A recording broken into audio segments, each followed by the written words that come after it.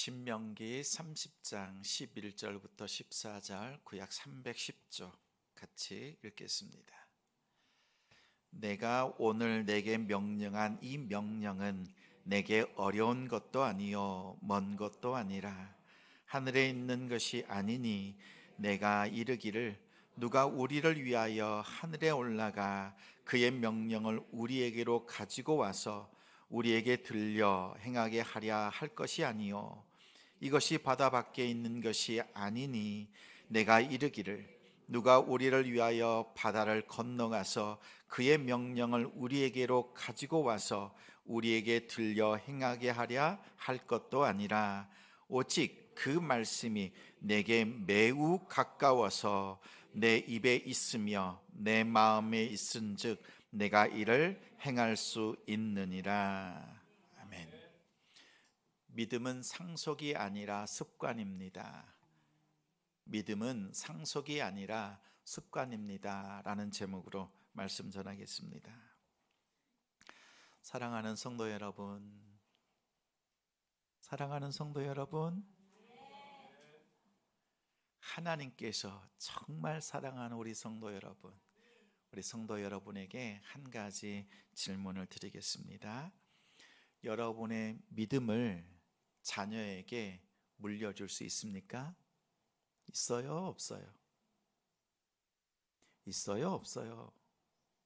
있어요? 없어요? 예를 들어서 말씀드립니다. 자녀가 안타깝게도 암 투병 중입니다. 근데 나는 건강해요. 부모는 건강해요. 근데 부모의 그 건강, 내가 건강하다고 해서 자녀에게 그 건강을, 나의 건강을 자녀에게 줄 수 있습니까? 줄 수 없지요. 마찬가지입니다. 믿음을 자녀에게 줄 수 없습니다. 나의 구원의 확신, 아무리 100% 순도가 높다 할지라도 자녀에게 줄 수 없습니다. 40년 믿음 생활했다, 그것도 안 됩니다. 직분자로 또 목사로 내가 믿음 생활하고 충성했다 할지라도 나의 믿음을 자녀에게 줄 수 없습니다. 구원은 양도되지 않습니다. 구원은 상속되지 않습니다. 제가 20대의 초반에 군대에 갔습니다. 부모와 형제 집을 떠나서 군대에 갔습니다. 거기에 가서 깨달은 것이 하나가 있어요. 하루는 훈련을 마치고 밤에 기도하고 말씀을 보는데 제 머릿속에 한 장면이 떠오릅니다. 두 그루의 나무가 보입니다. 한 그루의 나무를 보니까요, 정말 커요. 아름드리 나무예요. 팔을 펼쳐서 안으려고 해도 안을 수 없을 만큼 커요. 큽니다. 잎이요 무성합니다. 뿌리가 깊고 아주 컸습니다. 그 나무를 보니까요, 누가 봐도 어머니의 믿음의 나무라고 보였어요. 그런데 그 옆에 조그만한 묘목 같은 작은 나무가 하나 있었습니다. 가느다랗고 연약한 나무였습니다. 그 나무가 저라는 것을 누가 가르쳐 주지 않아도 저는 알 수 있었습니다. 저는 그때까지만 해도 20대 초반까지만 하더라도 어머니의 믿음이 나의 믿음인 줄 알았습니다. 그래서 어머니의 치맛자락만 딱 붙잡고 있으면 구원받는다, 이렇게 생각했습니다. 어머니의 그 큰 믿음이 있으면 우리 가족은 다 천국 간다, 이렇게 생각했습니다. 하지만 그것은 착각이었습니다. 어머니는 어머니의 믿음으로 구원받고 나는 나의 믿음으로 구원받습니다. 나는 나의 믿음으로 구원받습니다. 그날 말씀을 읽다가 기도 중에 그것이 깨달아진 거였어요. 그 당연한 것을 깨닫고 난 뒤에 그날 밤 저는 정신이 번쩍 들었습니다. 다른 종교에서는 이렇게 말합니다. 부모가 공덕을 쌓으면 자녀가 잘 됩니다. 남편이 잘 됩니다. 시주하면 후손이 잘 됩니다. 사업이 잘 됩니다. 심지어요, 면죄부를 사면 죽은 남편이나 아내가, 자녀가 지옥에서 연옥으로, 연옥에서 천국으로 옮겨갈 수 있습니다. 이렇게 말합니다. 다 거짓말. 성경 어디에 그런 말씀이 있습니까? 성경은 훨씬 더 엄하고 또 분명하게 말씀합니다. 우리 사무엘상 8장 3절 말씀 같이 읽어요. 사무엘의 아들들이 자기 아버지의 행위를 따르지 아니하고 이익을 따라 뇌물을 받고 판결을 굽게 하니라. 사무엘은요, 사사시대에서 왕정시대, 사울 왕, 다윗 왕을 세우는 이 시대가 바뀌는 그 중간기에서 쓰임받았던 위대한 선지자입니다. 하나님을 알았고 하나님께 예배하는 자였습니다. 선지자였습니다. 그런데 그의 아들들은요, 자신의 아버지 사무엘을 따르지 않고 이익을 따랐다라고 성경은 말합니다. 아버지의 신앙은 너무나 위대하고 존경할 만한데 아들들의 신앙은요, 엉망인 거예요. 자식 농사가 쉽지 않습니다. 자, 그리고 하나님 앞에서 선하게 살았던 왕이 있어요. 하나님의 마음에 쏙 들었던. 그래서 하나님, 지난날 하나님 앞에 선하게 한 나의 일을 돌아보시고 내 생명을 지켜주옵소서. 이 기도 한 번으로 15년의 생명이 연장된 히스기야 왕이 있습니다. 근데 그의 자손들을 한번 볼까요? 열왕기하 21장입니다. 2절과 20절 같이 읽어요. 히스기야의 아들 므낫세가 여호와 보시기에 악을 행하여 여호와께서 이스라엘 자손 앞에서 쫓아내신 이방 사람의 가증한 일을 따라서 20절, 아몬이 그의 아버지 므낫세의 행함같이 여호와 보시기에 악을 행하되.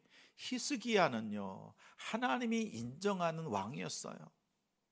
다윗의 길, 하나님 앞에 믿음으로 살아가는 왕이었습니다. 선한 왕이었어요. 그런데 그의 아들 므낫세, 그의 손자 아몬은요, 하나님의 길을, 오히려 반대 악한 길을 걸었습니다. 보세요.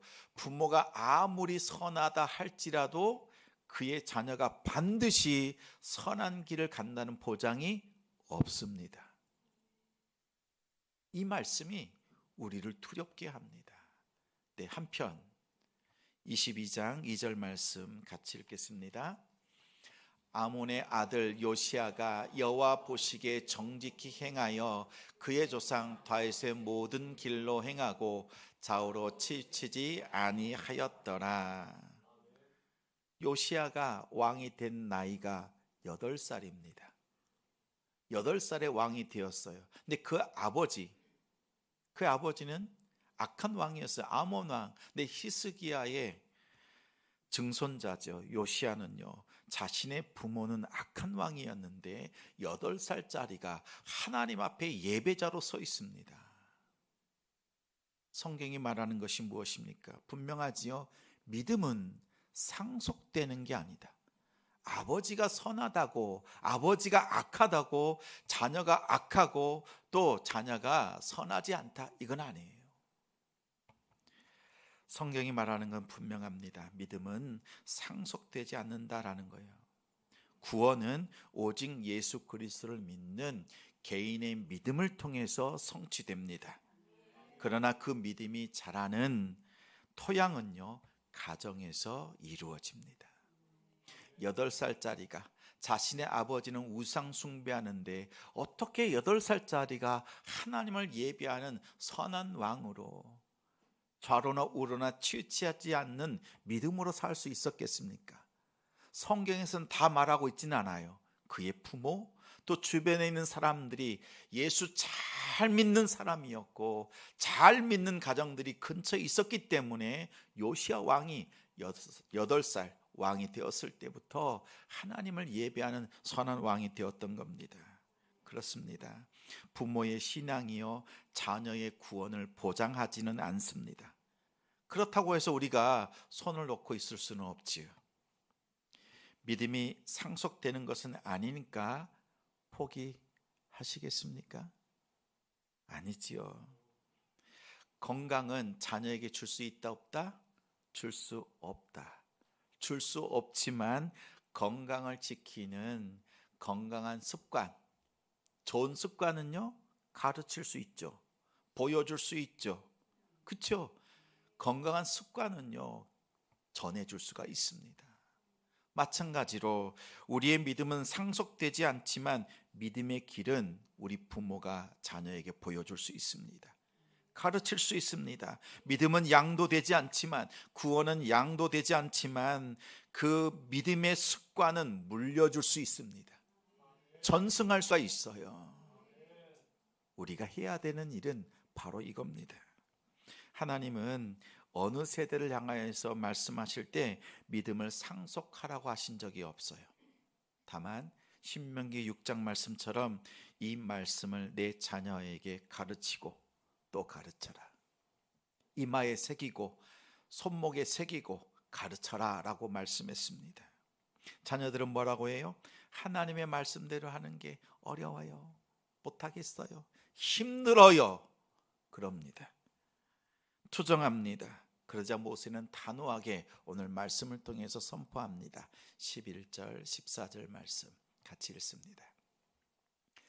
내가 오늘 내게 명령한 이 명령은 내게 어려운 것도 아니요 먼 것도 아니라 오직 그 말씀이 내게 매우 가까워서 내 입에 있으며 내 마음에 있은즉 내가 이를 행할 수 있느니라.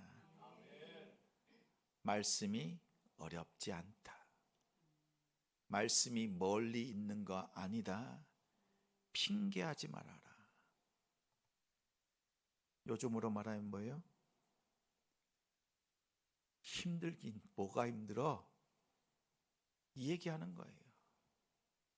매우 가깝다는 것은 무슨 뜻입니까? 멀리 있거나 가려진 것이 아니라 하늘에 숨겨져 있거나 바다 깊은 곳에 바다 바깥에 있는 것이 아니라 그런 곳에서 찾을 것이 아니다.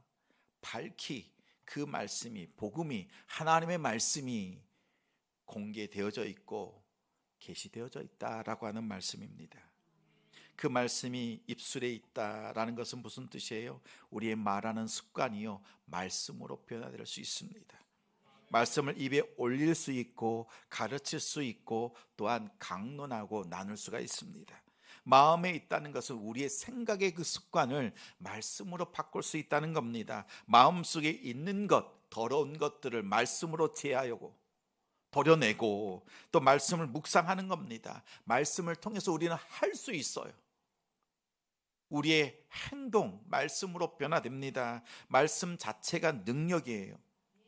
그 말씀이 내 안에 들어오면 그 말씀은 그 능력으로 스스로 말씀이 역사합니다.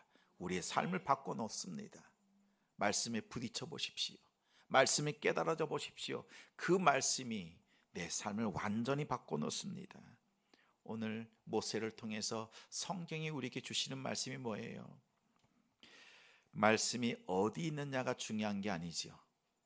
너희가 말씀을 얼마나 사모하느냐라는 거예요. 그 말씀을 너희의 마음속에 그 말씀을 붙잡고 살고자 하는 마음이 너희 안에 있느냐는 거예요. 말씀이 없긴 왜 없어요?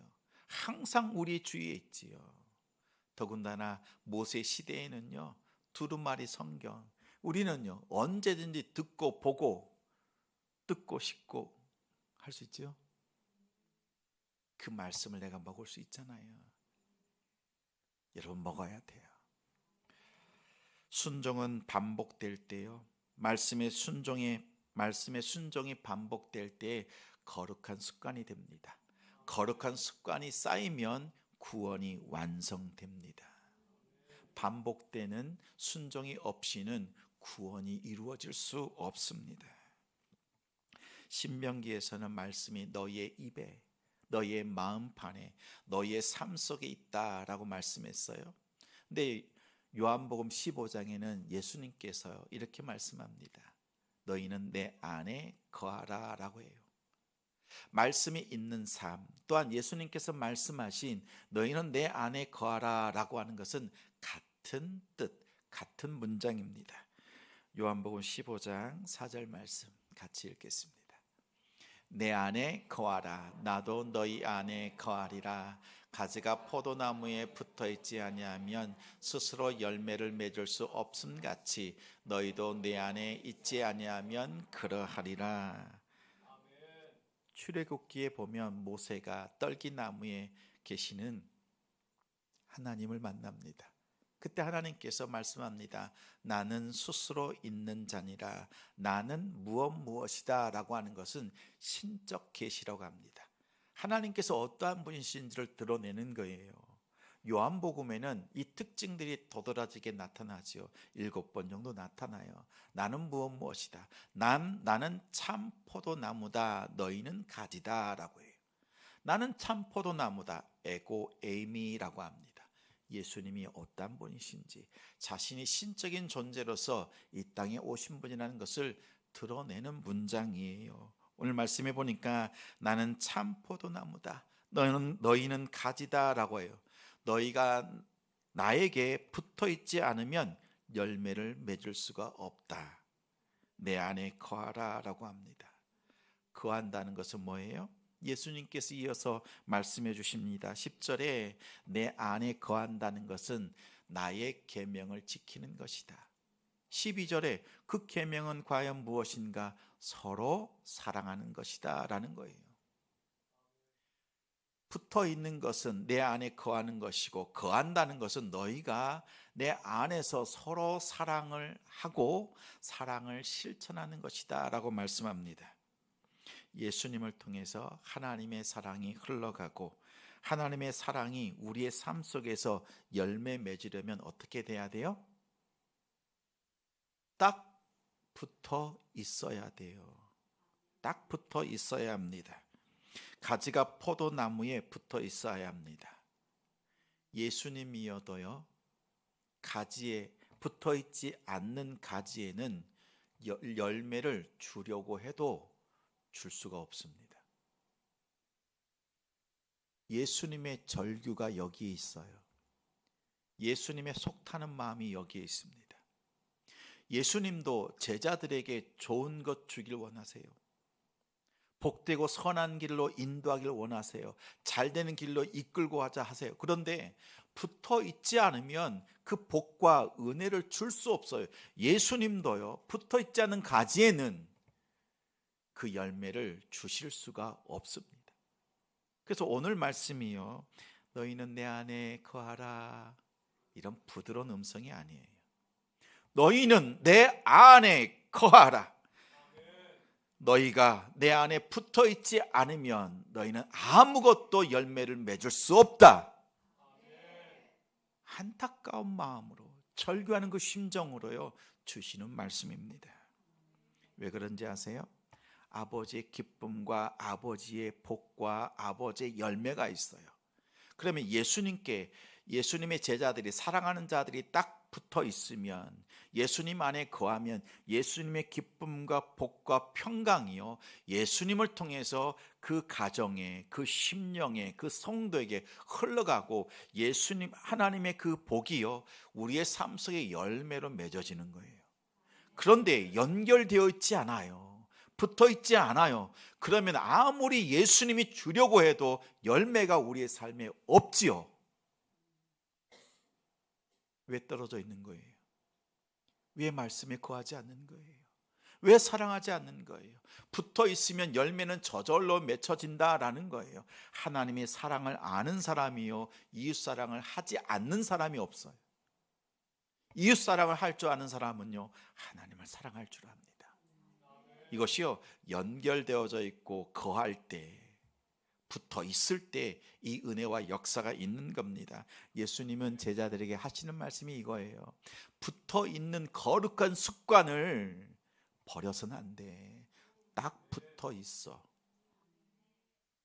그 거룩한 습관을 가지라고 제자들에게 당부하고 있는 말씀입니다. 거룩한 경건의 습관을 가르치고 배우는 방법이 무엇이지요? 자녀는 부모의 말에 잊지 않고 뒷모습을 보면서 배운다. 이런 이야기 들어보셨지요? 자녀들의 신앙생활 어때요? 여러분 돌아보면 어때요? 잘하고 있어요? 말씀대로 살아야 된다. 큐티해라. 징하게 안 해.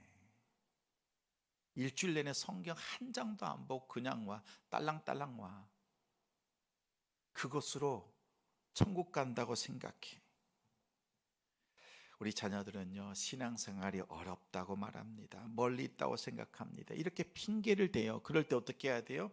우리 부모가요, 우리 어른들이요, 예수 그리스도에 딱 붙어 있어서 하나님의 사랑과 은혜가 무엇인지를 보여줄 수 있는, 가르칠 수 있는, 양육할 수 있는 우리 부모가 되기를 소망합니다.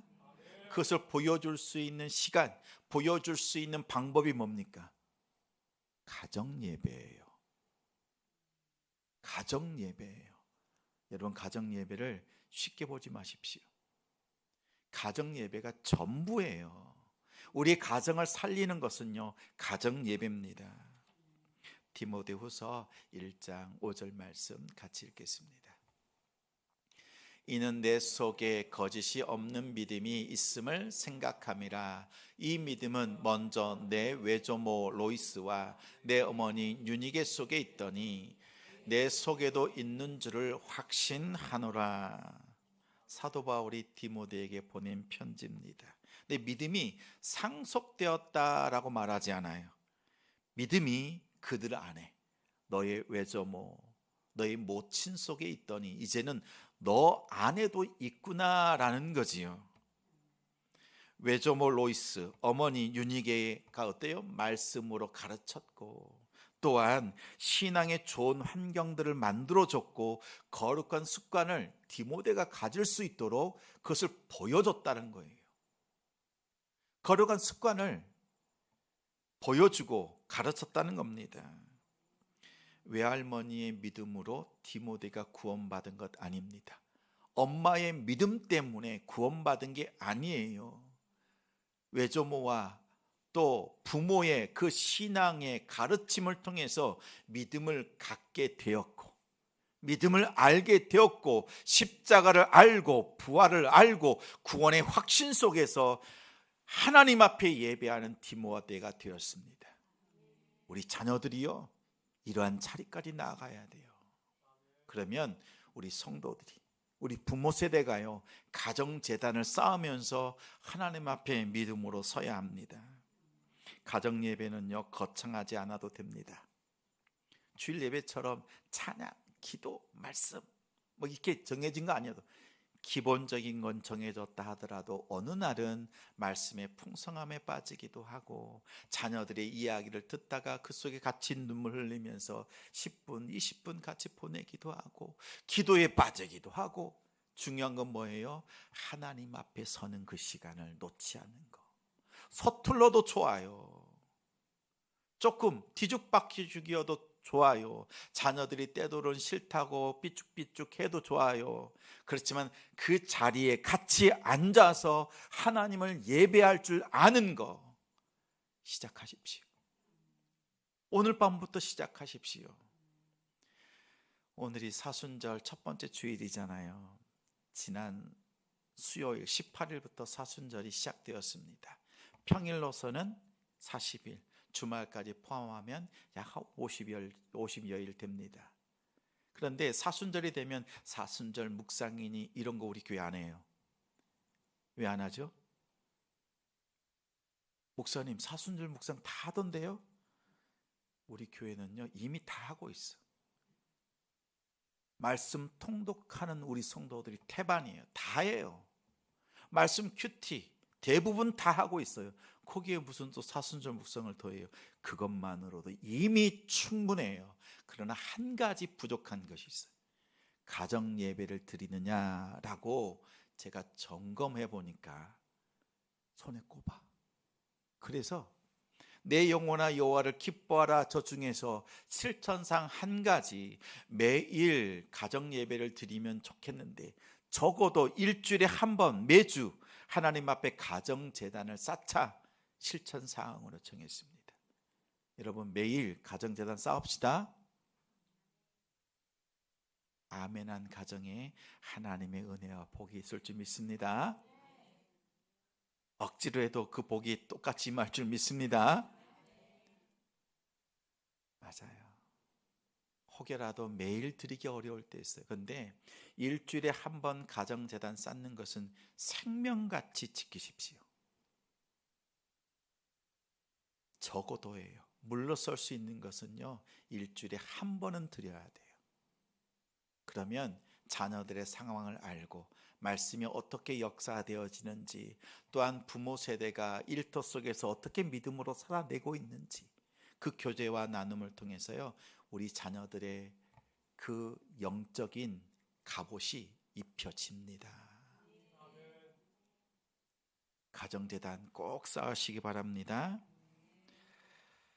여러분의 자녀가요 10년, 20년 여러분의 나이대쯤 되면 우리가 겪어왔던 지난 어려움들도 겪겠지요. 잘 되는 때도 있지만 깊은 골짜기를 지날 때도 있을 겁니다. 직장에서 깨어지기도 하고 실패도 경험하고 관계도 무너지고 눈물 쏟고 힘든 때를 보낼 거예요.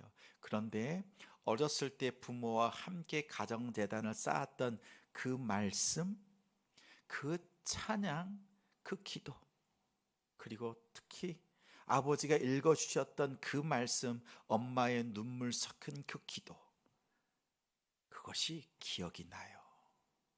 하나님께 돌아오는 터닝 포인트가 돼요. 트리거가 됩니다. 우리 가정재단을 하나님 앞에 믿음으로 쌓으십시오.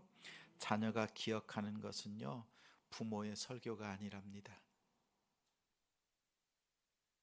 부모의 기도예요. 제가 아는 장로님이요, 망나니로 살았어요. 술 먹고 자기가 좋아하는 것 하고 나쁜 짓 하고.